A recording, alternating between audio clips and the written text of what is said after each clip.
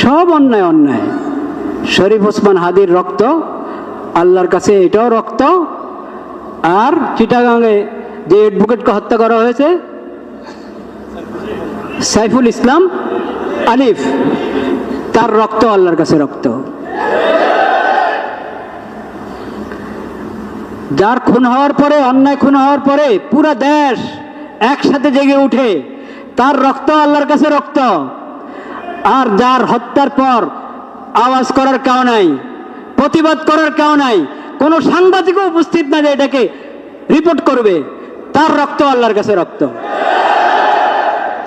এই জন্য আল্লাহ রাব্বুল আলামিন অন্যায় হত্যার যে শাস্তি, কেসাস, যে শাস্তি, ও শাস্তির নাম আল্লাহ দিয়েছেন কেসাস।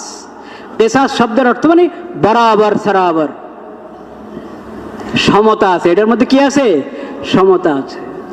আল্লাহর কাছে সব বরাবর, সব